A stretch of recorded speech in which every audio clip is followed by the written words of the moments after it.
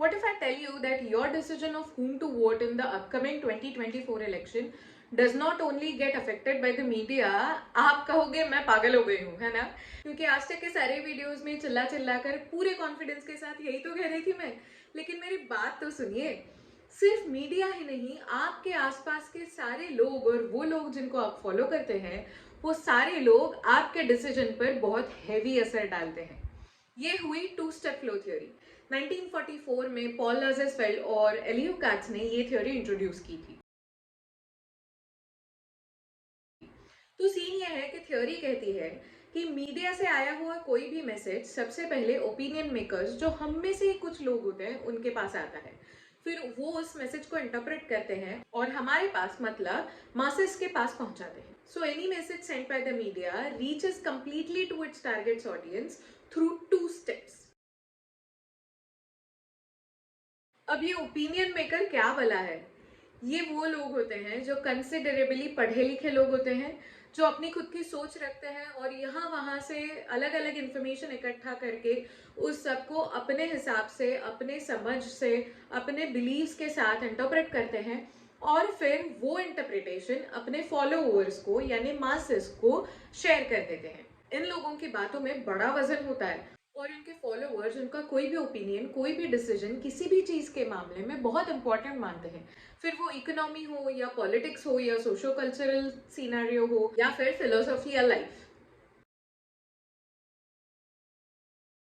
तो to step flow theory ये कहती है कि ये ओपिनियन मेकर्स मीडिया से इंफॉर्मेशन लेते हैं, उसे अपनी सोच का तड़का लगाते हैं और एक डिलिशियस और आसान डिश यानी इंफॉर्मेशन मासेस तक पहुंचाते हैं। और हाँ, इस बात का सबूत है। हाँ, दरअसल पॉल लाज़रफेल्ड ने यूएस प्रेसिडेंशियल इलेक्शंस के दौरान एक एक्सपेरिमेंट किया था, जिसमें वो जानना चाहते थे कि कैसे लोग ये डिसीजन ले लेते हैं कि किसको वोट करना है। और इस एक्सपेरिमेंट के कंक्लूजन्स के हिसाब से ही उन्होंने ये थ्योरी प्रपोज किया था। तो अब आप सोचिए कि आप कोई भी डिसीजन तक कैसे पहुंचते हैं।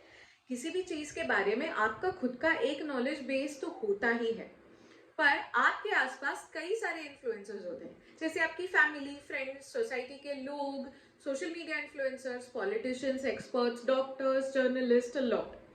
और इन सारे लोगों का करंट हॉट टॉपिक पे क्या कहना है, उनकी क्या राय है, ये आपके लिए बहुत ज्यादा मायने रखती है। क्यों?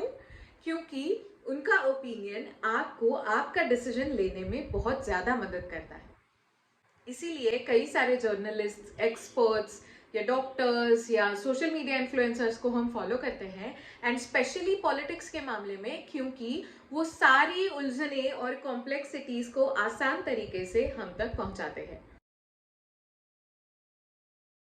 इसीलिए it is wise to be aware of whom to follow. आप जिनको फॉलो कर रहे हैं उनकी क्रेडिबिलिटी क्या है, वो फैक्ट्स बताते हैं, अपना ओपिनियन बताते हैं, वो बायस्ड है क्या, या किसी भी स्टोरी का कोई हिस्सा आपसे छुपा के रखते हैं क्या।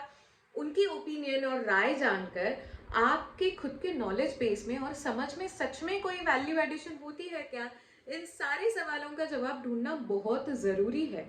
स्पेशली तब जब आप इनका सहारा लेते हैं, इनसे मदद लेते हैं ये डिसीजन लेने में कि आने वाले इलेक्शन में आप किसको वोट दोगे।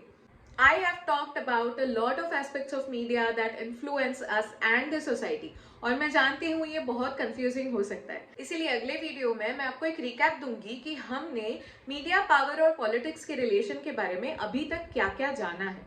इसीलिए stay tuned and hey, don't forget to like, share, subscribe to Media Mentor on Facebook, YouTube and Instagram.